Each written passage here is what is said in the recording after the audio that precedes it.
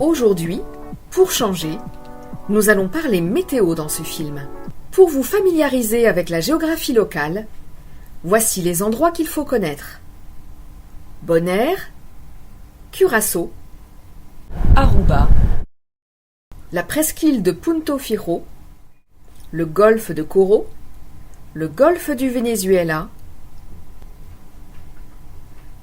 la ville et l'estuaire de Barranquilla, le bassin de Barranquilla, le lac Maracaibo, le port de Santa Marta, Carthagène des Indes et le Panama. En mer des Caraïbes, durant la bonne saison, de décembre à juillet, il y a constamment 20 nœuds de vent. Par contre, plusieurs jours par semaine, il y a régulièrement jusqu'à 35 nœuds sur tout le bassin de Barranquilla et, évidemment, la houle qui y correspond. Précisément, le vent et les vagues augmentent considérablement à partir de Punta Galinas. Pour rester dans une mer maniable, il est préférable de naviguer dans une mer de plus de 1000 mètres de profondeur. Durant la mauvaise saison qui va de août à fin novembre, en plus d'avoir à prendre en compte le vent et la mer dans cette zone, il faut aussi considérer les orages. Or, prendre en compte les orages, ce n'est pas du tout dans l'habitude des marins européens. Voici 2 exemples. Le 15 août 2019, une ligne de front orageux s'étendant de l'île de Sein à Nantes a fait une grosse pagaille sur toute la côte de Bretagne Sud. Les vents ont atteint 74 nœuds, soit 140 km/h.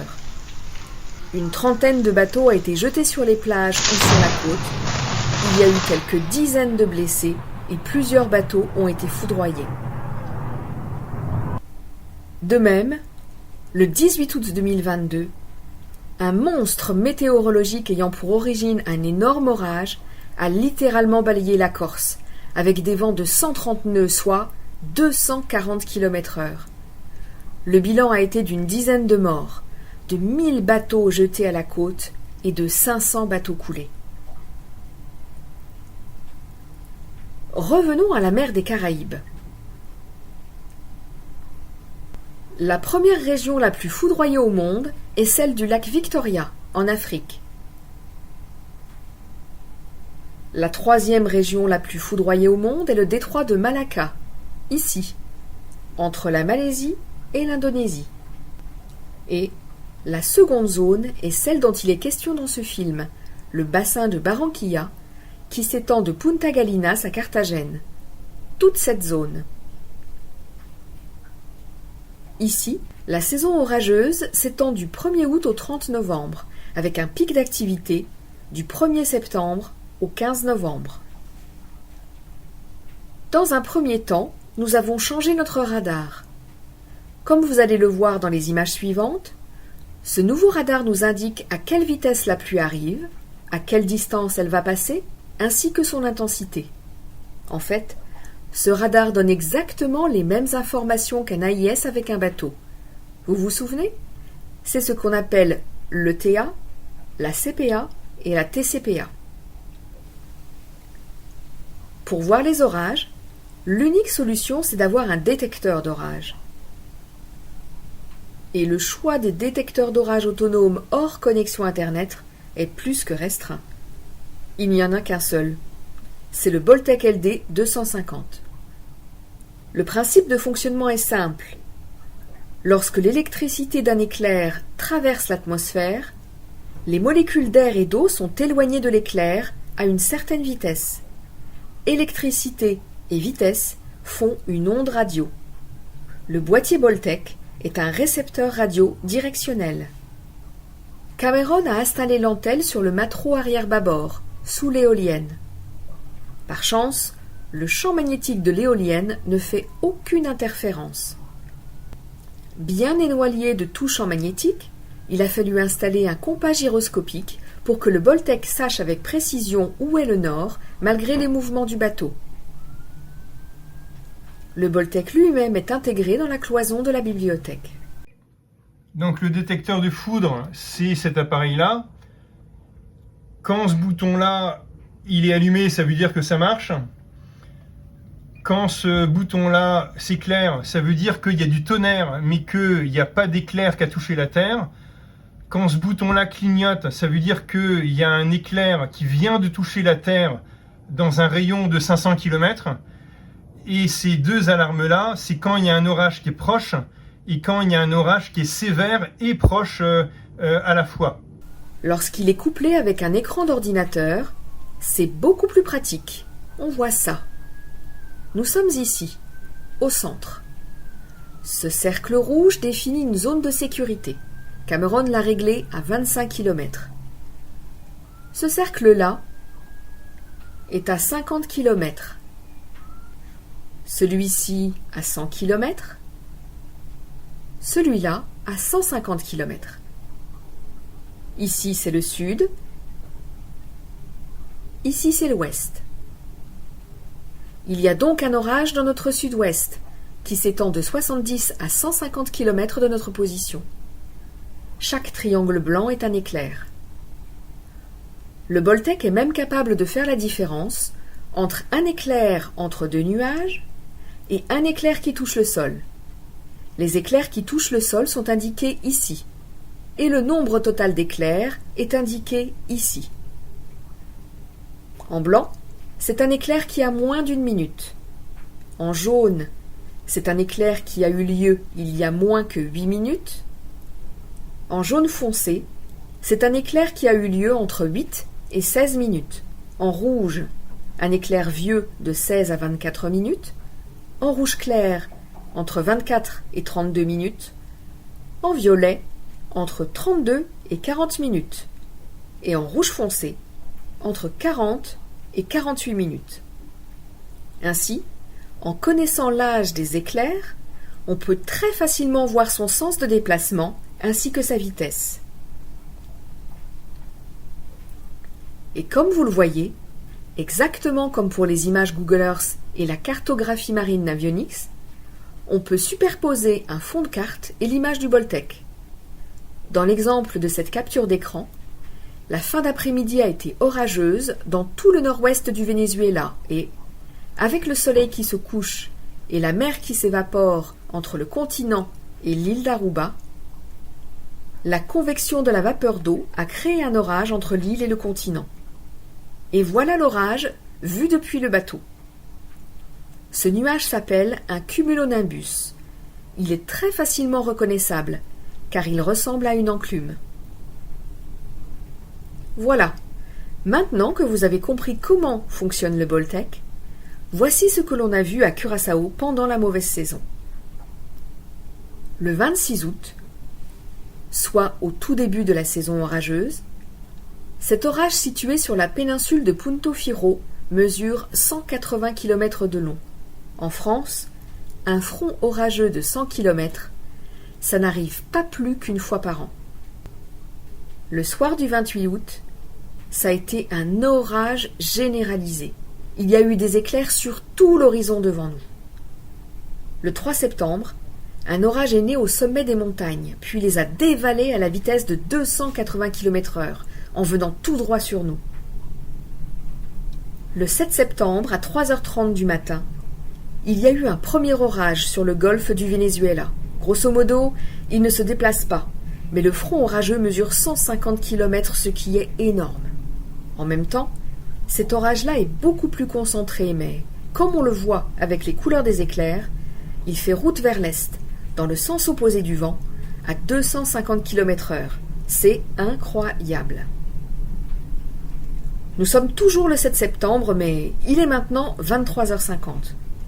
En considérant que le cœur de l'orage était ici il y a 1 heure, et que maintenant il est ici, le cœur orageux a lui aussi remonté le vent, mais à la vitesse de 400 km/h. Le 17 septembre, un autre orage a dévalé les montagnes droit vers nous. 2 jours plus tard, le 19 septembre, il y a eu des éclairs partout dans le ciel. En particulier, un orage est né à Caracas et a pris la direction de Curaçao. 4 jours après, le 23 septembre, après une journée particulièrement chaude, un orage est né au-dessus de notre tête et a fait du surplace pendant 4 heures. Malgré la nuit, on y voyait comme en plein jour. Nous sommes ici, entre les deux flèches. Et subitement, pendant cet orage, un nuage contenant des trombes d'eau est venu sur nous par notre avant gauche, à 10 heures, ici. Nous avons été rincés pendant 20 minutes. On ne voyait même plus les bateaux voisins. Le 27 septembre, entre 23 heures et minuit, une fois de plus, un orage est remonté vers nous, contre le vent, à plus de 300 km/h.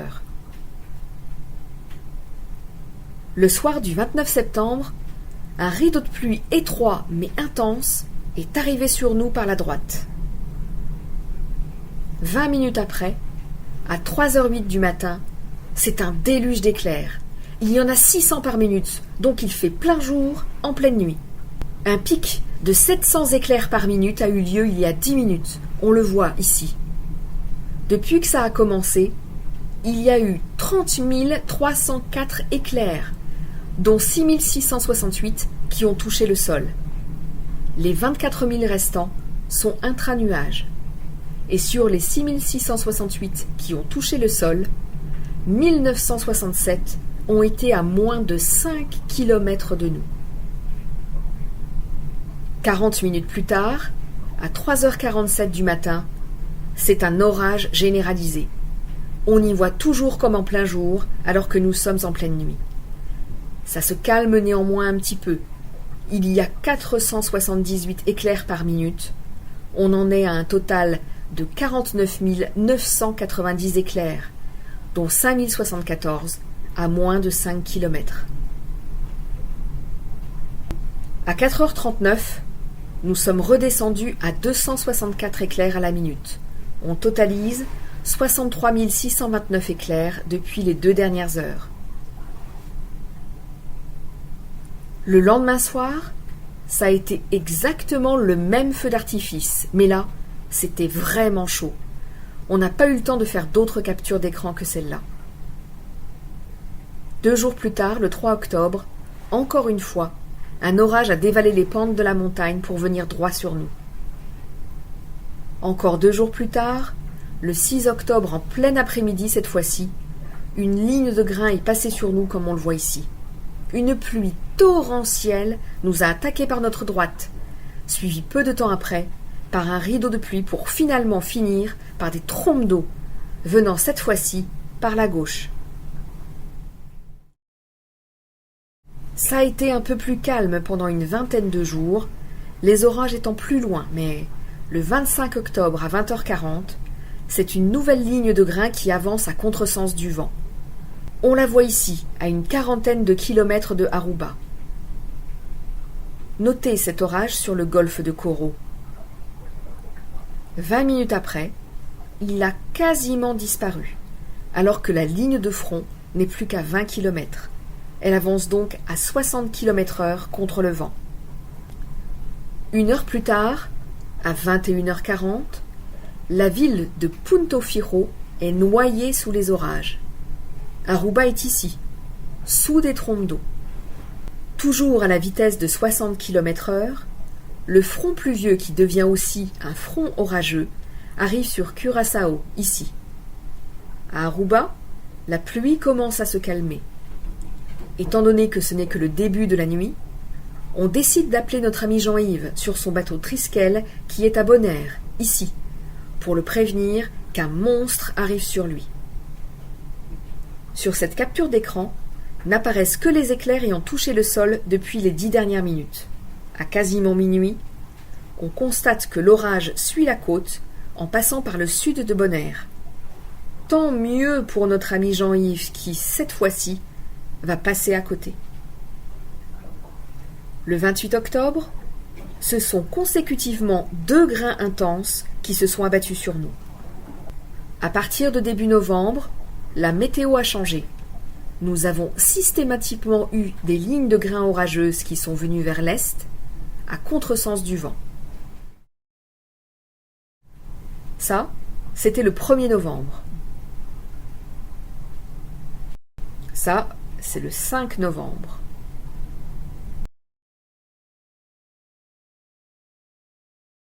Ça, c'est le 6 novembre.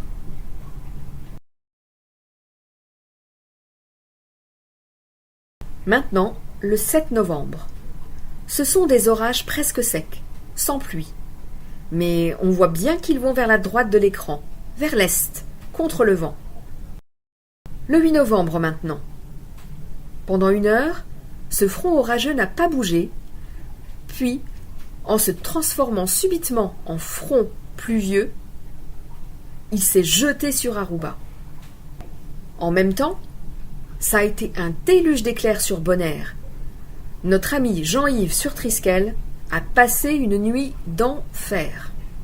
Et pour finir, le 9 novembre, l'orage qui est né à Maracaibo est remonté jusqu'au nord de la péninsule de Punto Fijo. Il n'y a pas eu que de la pluie et des orages. On nous a aussi annoncé un cyclone. En effet, le lendemain, il était là. Mais il s'est évacué vers le nord.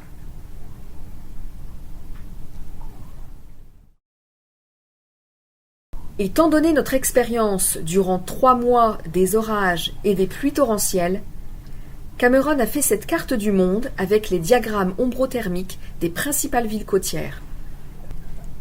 Cela permet de voir d'un coup d'œil, par exemple, que la saison des pluies au Panama correspond à la saison sèche de Aruba.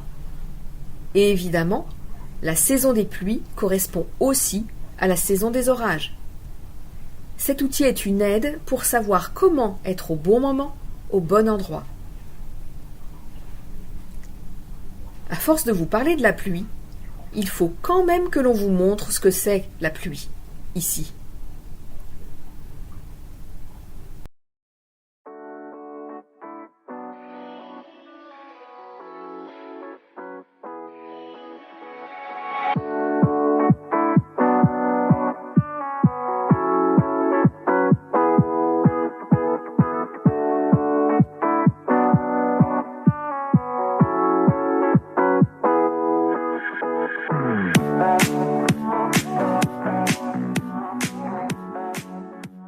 Voilà. J'ai le gosier complètement sec. D'accord. Le gosier sec.